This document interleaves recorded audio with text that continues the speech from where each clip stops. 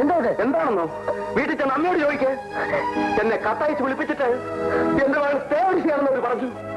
ഞാനതിന് മറുപടി പറയാന് എനിക്ക് സംസ്കാരമുള്ളതുകൊണ്ടാ. ഉദ്യോഗം കൊണ്ട് കിട്ടിയത് മതിയടി.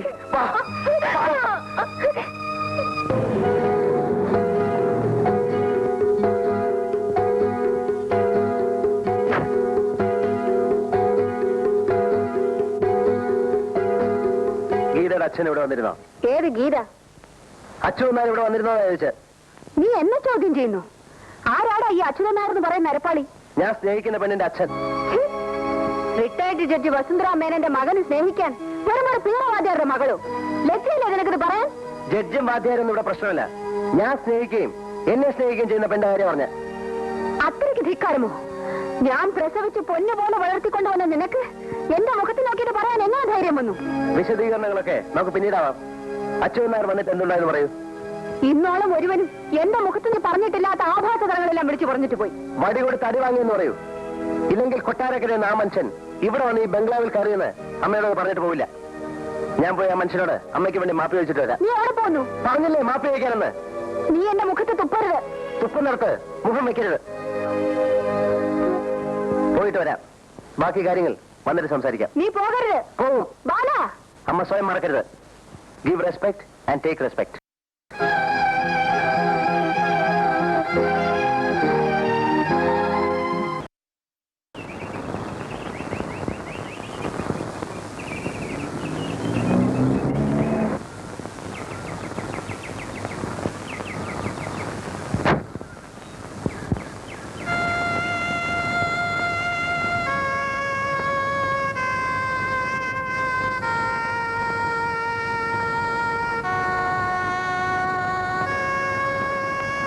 നമസ്തേ.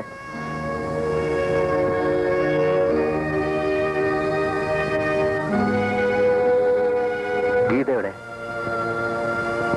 ഞാൻ അങ്ങയോട് മാപ്പ് ചോദിക്കാനാണ് വന്നത്. മാപ്പോ? എന്റെ അമ്മ എന്തെങ്കിലുമൊക്കെ അനാവശ്യങ്ങൾ പറഞ്ഞിരിക്കും. അതിന് അമ്മയ്ക്ക് വേണ്ടി ഞാൻ മാപ്പ് ചോദിക്കുന്നു. നിങ്ങളുടെ അമ്മ എന്തൊക്കെയാണ് എന്നോട് പറഞ്ഞതെന്നറിയാമോ? ക്ഷമിക്കണം, അമ്മ ഒരു പ്രത്യേക സ്വഭാവകാരിയാണ്. എല്ലാവർക്കും ഉണ്ട് മനുഷ്യ പ്രത്യേക സ്വഭാവങ്ങൾ. എനിക്കുമുണ്ട്. എന്നിട്ട് ഞാൻ ക്ഷമിച്ചത്. ദയവേത് അതൊക്കെ മറക്കണം. മനസ്സിന് വിഷമമുള്ള കാര്യങ്ങൾ വീണ്ടും വീണ്ടും ഓർമ്മിക്കാതിരിക്കുകയും പറയാതിരിക്കുകയും ചെയ്യുന്നില്ല ഭംഗി. സ്വന്തം കാര്യത്തിൽ ഈ വേദാന്തം മറന്നുപോകും. അതുകൊട്ടെ, മാപ്പറയാനല്ലേ വന്നത്. പറഞ്ഞു കഴിഞ്ഞിരിക്കുന്നു. നിങ്ങൾ പോവാ. എനിക്ക് ട്യൂഷനുള്ള നോട്ട് തയ്യാറാക്കണം. ഒരു കാര്യം കൂടെ പറയാനുണ്ട്. അത് കുറച്ചുകൂടി കഴിഞ്ഞ് പറഞ്ഞാൽ മതിയെന്നാണ് കരുതിയിരുന്നത്. ഉണ്ടായത് എന്തൊക്കെയാണെന്ന് ഗീത പറഞ്ഞിരിക്കും. എന്തൊക്കെയോ പറയുന്നത് കേട്ടു. അപ്പോൾ പിന്നെ വിശദീകരണത്തിന്റെ ആവശ്യമില്ല. ഗീതയെ എനിക്ക് വിവാഹം ചെയ്തു തരണം. നിങ്ങൾ എന്താ പറഞ്ഞത്? ഞങ്ങൾ പരസ്പരം സ്നേഹിക്കുന്നു. ഞങ്ങളുടെ വിവാഹം നടത്തി. വിവാഹവും? എന്റെ ഈ ശരീരത്തിൽ ജീവനുണ്ടെങ്കിൽ മോളെ, അച്ഛൻ എന്നോട് സ്നേഹമുണ്ടെങ്കിൽ നിങ്ങൾ പേരടിശീന്ന് വിളിച്ച സ്ത്രീ അവിടെയുള്ളത്. ഞാൻ അങ്ങനെയല്ലെന്ന് അറിയാവുന്ന ഒരു പുരുഷൻ കൂടി അവിടെ ഇല്ല അച്ഛാ. എന്റെ ബാലേട്ടൻ. മോളെ, അവരൊക്കെ വലിയവരാ, നമ്മൾ പാവങ്ങളാ. അതിന്റെ ബുദ്ധിമുട്ട് ഗീത അനുഭവിക്കേണ്ടി വരില്ല. അനുഭവിക്കേണ്ടി വന്നാൽ തന്നെ സാരമില്ല അച്ഛാ. സഹിക്കാൻ എനിക്കറിയാം. മരിച്ചുപോയ അമ്മയെ ഓർത്തെങ്കിലും അച്ഛനെതിരെ പറയരുത്.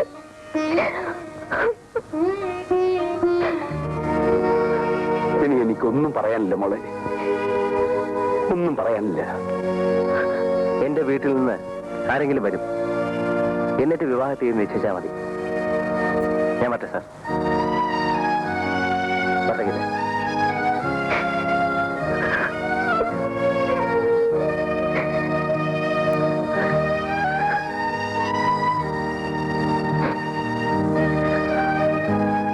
മോളെ, ഒന്നുകൂടെ ആലോചിക്കും മോളെ. ഈ ബന്ധം കൂടിയേ തീരുന്നുണ്ടോ? ഞങ്ങൾ തീരുമാനിച്ചു കഴിഞ്ഞതാണ് അച്ഛ. അച്ഛൻ ഞങ്ങളെ അനുഗ്രഹിക്കണം.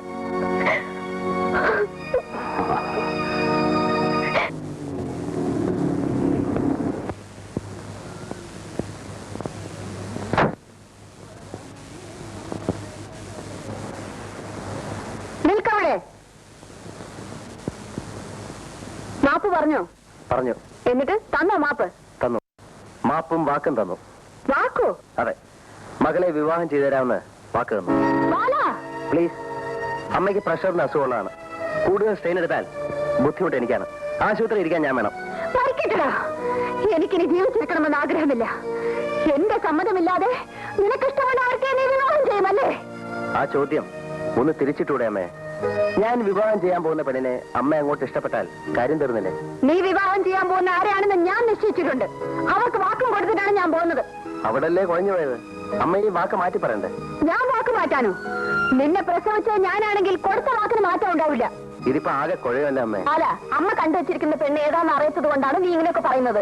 ഏതാണാവോ പെണ്ണ്? ഉണ്ണേട്ടന്റെ സഹോദരി രാധിക. വെരി ഗുഡ്, നല്ല പെണ്ണ്. വിദ്യാഭ്യാസമുണ്ട്, സൗന്ദര്യമുണ്ട്, സ്വത്തുണ്ട്, കുടുംബ പാരമ്പര്യമുണ്ട്. ഇനി എന്ത് വേണം? സ്നേഹം വേണം. അതില്ലമ്മേ. സ്നേഹിക്കുന്നത് ഞാനും ഗീതയും തമ്മിലാണ്. ഗീത? അവളുടെ പേരവിടെ വേണ്ടി പോരുത്. ഞാൻ ജീവിച്ചിരിക്കുമെങ്കിൽ അവളോട് വരില്ല. ഞാൻ ജീവിച്ചിരിക്കുമെങ്കിൽ അവളോട് വരും. ചേച്ചിക്ക് എന്ത് വേണം? നിനക്ക് അമ്മയുടെ മുന്നിൽ ഒന്ന് തോറ്റു കൊടുത്തൂടെ? നമ്മുടെ അമ്മയല്ലേ. അമ്മയുടെ മുന്നിൽ തോൽക്കുന്ന മക്കൾക്ക് നന്മ മാത്രമേ ഉണ്ടാകൂ. ഈ സാരോപദേശം ചേച്ചിയുടെ കാര്യം വന്നപ്പോ എവിടെ പോയി? അന്ന് അളിയനും ചേച്ചി സ്നേഹപരവശരായി നടന്നിരുന്ന കാലത്തും അമ്മ എതിരല്ലായിരുന്നോ? അന്നെന്താ ചേച്ചി വിട്ടു കൊടുക്കായിരുന്നേ?